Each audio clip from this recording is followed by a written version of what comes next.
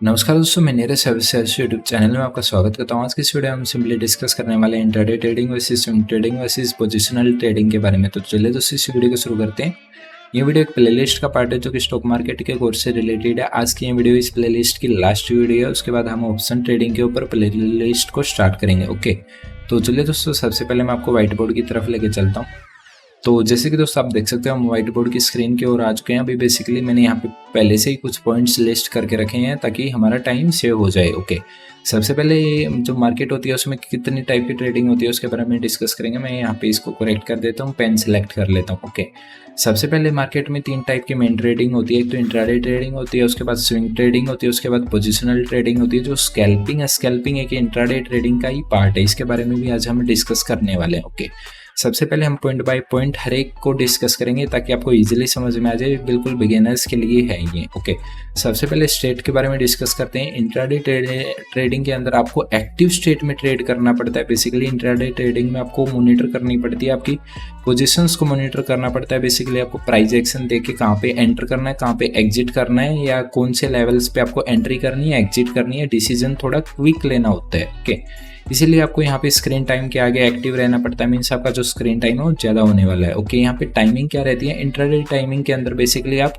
Same day के अंदर और सेम डे बाय करते हो, सेम डे सेल करते हो। आप कभी भी बाय करो बट आपको 3:30 से पहले सेल करना है। ओके, आप बाय करना चाहते हो या शॉर्ट सेल करना चाहते हो तो आपको 9:15 के बाद ही आपको करना होगा। ओके, बेसिकली जो भी बंदे इंट्राडे ट्रेडिंग करते हैं वो किस टाइम फ्रेम पे चार्ट देखते हैं तो 5 या 15 मिनट पे मोस्टली इंट्राडे ट्रेडर चार्ट्स देखते हैं। ओके, बेसिकली इंट्राडे ट्रेडिंग में यहाँ पे आपको लेवरेज भी मिलता है। सपोज करिए कोई भी स्टॉक का प्राइस 100 रुपीज़ है। ओके, यदि आप उसको डिलीवरी में बाय करने जाओगे तो उसका जो प्राइस है वो 100 रुपीज़ ही आपको पड़ेगा। और यदि आप उसको इंट्राडे में बाय करना चाहोगे तो उसका जो प्राइस है वो 20 रुपीज़ के आपको आसपास देना होगा। इसलिए यहाँ पे 5x लेवरेज है। 5x लेवरेज मीन्स जो स्टॉक का प्राइस है उसको आप 5 से डिवाइड कर दीजिए, जितना भी प्राइस आएगा वो 20 रुपीज़ आएगा। तो 20 रुपीज़ आपको इंट्राडे में पे करना पड़ेगा। बट यहाँ पे कुछ कंडीशंस अप्लाई होती है। बेसिकली जो भी आपके पास पोजीशन है उसको आपको 3:30 से पहले स्क्वेयर ऑफ करना पड़ेगा। यदि आपने बाय किया है तो आपको सेल करना पड़ेगा, शॉर्ट सेल किया हुआ है तो आपको बाय करना पड़ेगा। यदि आप इंट्राडे से फिर मान लीजिए कि डिलीवरी में कन्वर्ट करना चाहते हो तो यहाँ पे आपको पूरी की पूरी कैपिटल की रिक्वायरमेंट होगी, जो कि मीन्स 80 रुपीज़ और आपके अकाउंट में होने चाहिए बेसिकली। ओके, और उसके बाद यहाँ पे we want to capture intraday moves में जितने भी मीन्स सपोज करिए कि मैं अभी यहाँ पे इंडेक्स की बात नहीं कर रहा हूँ, किसी भी स्टॉक स्पेसिफिक की बात कर रहा हूँ कि स्टॉक्स में जितने भी इंट्राडे के अंदर मूव्स आते हैं हम उनको कैप्चर करने के लिए ट्राई करते हैं इंट्राडे के अंदर। ओके, यहाँ पे buying selling same day, no overnight risk. Basically buying और सेलिंग सेम डे पे ही होती है, हमें 3:30 से पहले सेल करना पड़ता है। तो यहाँ पे बेसिकली आपको कोई भी ओवरनाइट रिस्क नहीं होता। ओवरनाइट रिस्क बेसिकली ये होता है कि मान लीजिए कि अभी आपने कोई भी यहाँ पे पोजीशन ली, कोई भी ऑप्शन लिया जो कि 100 रुपीज़ का था। ओके, मैं यहाँ पे ऑप्शन ट्रेडिंग की बात कर रहा हूँ। कोई भी ऑप्शन लिया जो कि यहाँ पे 100 रुपीज़ का था और सपोज करिए कॉल ऑप्शन था और next day market 500 point gap down होता है तो ये जो 100 रुपये वाला ऑप्शन है ये आपका 22:30 के आसपास खुलेगा। मीन्स आपका 70% पैसा तो वैसे ही साफ हो जाएगा। यदि आपका एसएल आपने भी लगा रखा है, मान लीजिए कि सपोज करिए एसएल आपका 50 पे है तो एसएल का कोई फायदा नहीं है ओवरनाइट में। ओके, बेसिकली आपका जो फिर आपको पोजीशन कट करनी है तो आपको उसी प्राइस पे कट करनी पड़ेगी जिस प्राइस पे ऑप्शन ओपन होता है। तो यहाँ पे बेसिकली आपको ओवरनाइट का कोई रिस्क नहीं होता क्योंकि यहाँ पे वो आप ओवरनाइट पोजीशंस को फॉरवर्ड नहीं कर सकते। प्राइस एक्शन टेक्निकल एनालिसिस आपको आना चाहिए। बेसिकली ये आपको हर एक ट्रेडिंग में आना चाहिए।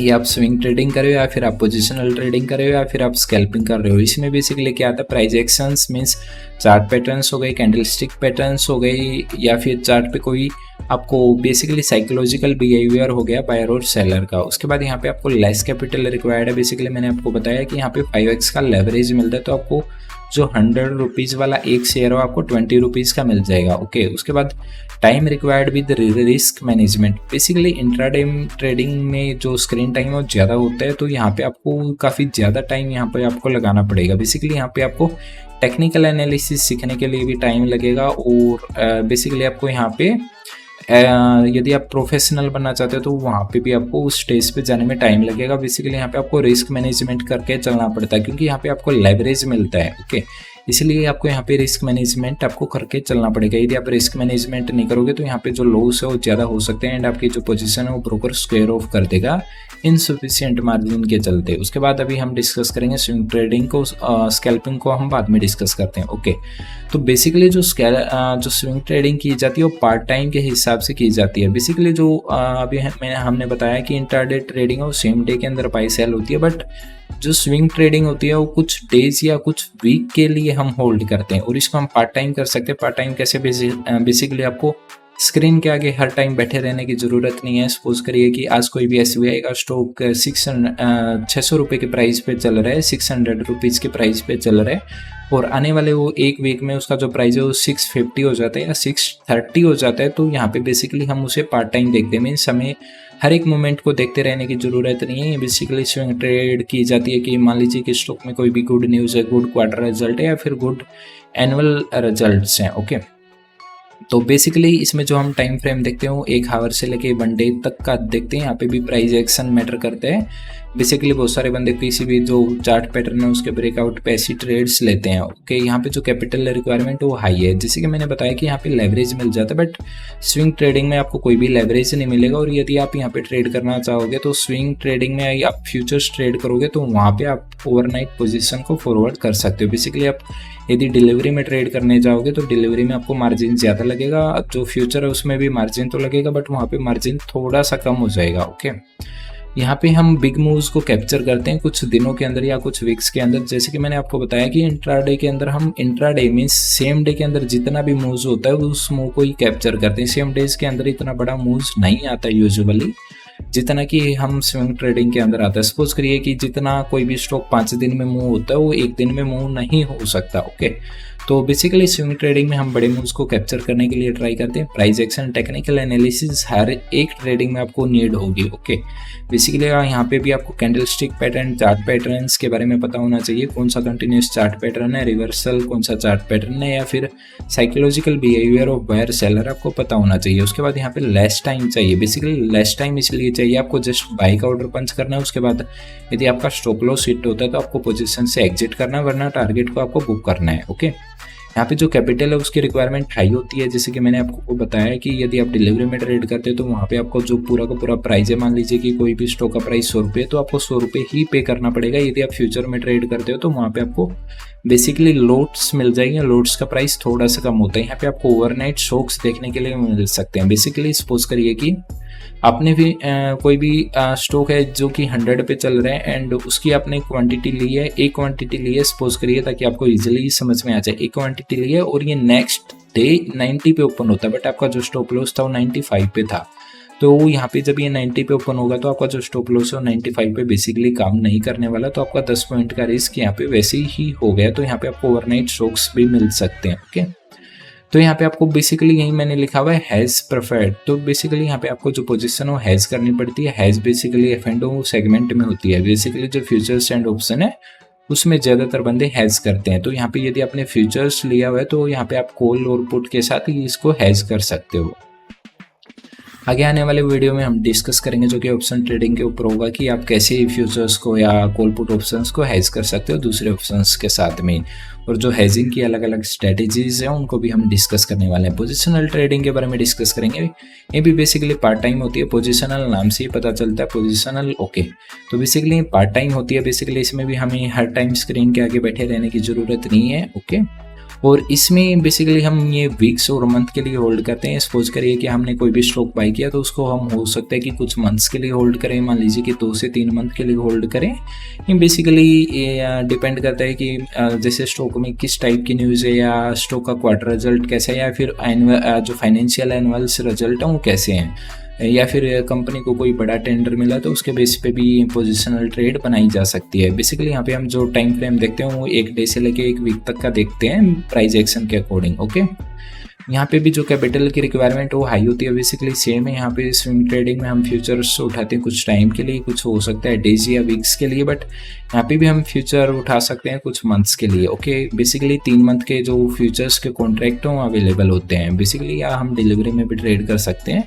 यहाँ पे भी हम बहुत बड़े मूव्स को कैप्चर करते हैं पोजिशनल ट्रेडिंग में। पोजिशनल ट्रेडिंग में जैसे कि मैंने बताया, एक मंथ में कोई भी स्टॉक जितना मूव कर सकता है वो कुछ एक दिन में मूव नहीं कर सकता। तो हाँ, एक सीधी सी बात है, जो पोजिशनल ट्रेड है उसमें हम बड़े मूव्स कैप्चर करते हैं। ध्यान दीजिएगा, यहाँ पे जो SL मीन स्टॉप लॉस है, जो लॉसेज है वो भी यहाँ पे बड़े हो सकते हैं यदि आपका जो पोजीशन साइजिंग है वो मैनेज नहीं है। ओके, यहाँ पे बेसिकली आपका लो स्क्रीन टाइम रहने वाला है। स्क्रीन टाइम लो इसीलिए रहने वाला है, बेसिकली आपको हर टाइम पोजीशन को देखने की जरूरत नहीं है। बात करते हैं स्कैल्पिंग की। स्कैल्पिंग आज के टाइम पे बेसिकली बहुत सारे जो ट्रेडर्स हैं वो F&O सेगमेंट के अंदर करते हैं, बेसिकली बैंक निफ्टी के इंडेक्स के अंदर करते हैं, या फिर निफ्टी की एक्सपायरी को हीरो जीरो ट्रेड करते हैं। ओके, तो यहाँ पे जो स्टेट है वो सबसे ज़्यादा आपको एक्टिव रहना पड़ता है, आपको स्क्रीन के आगे जस्ट बैठा रहना पड़ता है, और आपका जो प्राइस एक्शन है या जो आपका सेटअप उसके लिए वेट करना पड़ता है। और यहाँ पे भी स्कैल्पिंग आप 9:15 से लेके 3:30 के बीच में आप कभी भी कर सकते हो एज पर योर सेटअप। जब भी आपका सेटअप बोलता है कि यहाँ पे हमें बाय करना चाहिए या यहाँ पे हमें शॉर्ट सेल करना चाहिए। ये सेटअप क्या होता है उसके बारे में हम बाद में डिस्कस करेंगे। सेटअप एक ऐसी चीज़ होती है जब आपका मान लीजिए कि आपको सारी कंडीशन ट्रू हो जाती है कि यहाँ पे मुझे बाय करना चाहिए, आपको बेसिकली चार्ट पे कुछ ऐसी चीज़ें दिखती हैं जो कि इंडिकेट करती है कि यहाँ पे मुझे बाय करना चाहिए या यहाँ पे मुझे सेल करना चाहिए। स्कैल्पिंग में जो बेसिकली हम चार्ट पे टाइम फ्रेम देखते हो 1 मिनट, 2 मिनट या 3 मिनट या फिर 5 मिनट भी हो सकता है। यहाँ पे जो कैपिटल रिक्वायरमेंट वो डिपेंड करती है, वेरी करती है काफ़ी सारे फैक्टर्स पे। बेसिकली जो स्कैल्पिंग है, स्कैल्पिंग की जाती है हाई क्वांटिटी के साथ, बेसिकली हैवी क्वांटिटी के साथ स्कैल्पिंग की जाती है, क्योंकि यहाँ पे एक छोटा सा स्टॉप लॉस होता है। ओके, तो यहाँ पे एक छोटा सा स्टॉप लॉस होता है और एक छोटा सा टारगेट होता है। यदि यहाँ पे स्टॉप लॉस भी हिट होता है तो quantity multiply stop loss. Okay, basically ये आप यदि ले सकते हो तो आपको क्वांटिटी साइज मैनेज करने की ज़रूरत है। ओके, बेसिकली मैं ये कह रहा हूँ कि आपको यदि मान लीजिएगा आपका 5 पॉइंट का स्टॉप लॉस है तो आपकी यहाँ पे क्वांटिटी 100 है, तो यहाँ पे आपका 500 का लॉस होगा यदि स्टॉप लॉस हिट होता भी है, तो उसके अकॉर्डिंग आपको आपकी क्वांटिटी मैनेज करनी पड़ेगी। ओके, यहाँ पे हम इंस्टेंट मूव्स को कैप्चर करते हैं। स्कैल्पिंग का जस्ट मैं एक एग्जांपल देता हूँ। मान लीजिए कि मार्केट में लगातार फॉल आ रहा है। ओके, एंड यहाँ पे एक था मार्केट में लगातार फॉल आ रहा है और ये गलती से ये कैंडल इसके नीचे चली गई है। जैसे ही ये कैंडल की वीक इसके नीचे गई, हम यहाँ पे इंस्टेंट बाय कर सकते हैं, और जैसे ही कैंडल वापस आएगी तो ये जैसे ही यहाँ पे क्लोज देगी तो हम यहाँ पे अपने जो पोजीशन है उसको स्क्वायर ऑफ कर देंगे। जस्ट एक स्कैल्पिंग का छोटा सा एग्जांपल था, क्योंकि यहाँ पे स्पॉट है, बेसिकली बहुत सारे बायर्स यहाँ पे बाय करने आएंगे। जिन्होंने ऊपर से शॉर्ट किया वो यहाँ पे कोई अपनी पोजीशन को स्क्वायर ऑफ करेंगे, मीन्स जिन्होंने ऊपर से बेचा है वो यहाँ पे बाय करेंगे।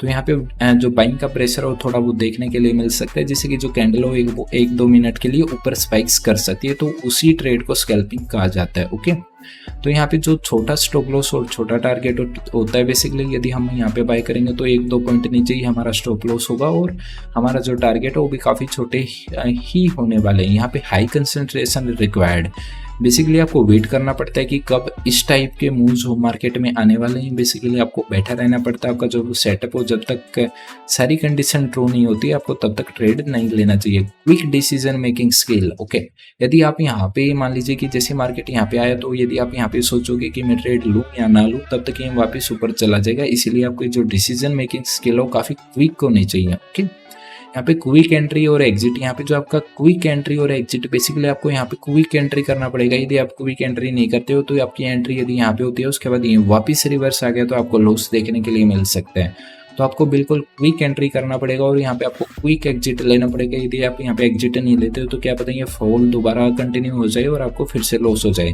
तो यहाँ पे आपको क्विक एंट्री और क्विक एग्जिट लेना पड़ेगा। ये हाई कॉस्ट लिखा हुआ है मैंने। ओके, तो हाई कॉस्ट बेसिकली यहाँ पे जब भी आप ऐसे ट्रेड्स लेते हो, मान लीजिए कि आपकी कोई भी एक ट्रेड नहीं चली, 2 ट्रेड नहीं चली, बट 3rd ट्रेड चल गई, उसके बाद 4th ट्रेड भी चल गई, तो यहाँ पे जो ब्रोकर है उसका जो ट्रांजेक्शन्स कॉस्ट है, मीन्स जो ब्रोकरेजेज है वो काफ़ी ज़्यादा हो जाती है। बेसिकली आपका भी प्रॉफिट हो जाता है एंड जो ब्रोकरेजेज है वो भी काफ़ी ज़्यादा जाती हैं। ओके, तो टाइम फ्रेम, कैपिटल रिक्वायर, हमने सारे के सारे पॉइंट्स को डिस्कस कर लिए। ये जो पीडीएफ है इसका लिंक वीडियो के नीचे डिस्क्रिप्शन में मिल जाएगा। अभी हम चलते हैं ब्राउजर की ओर।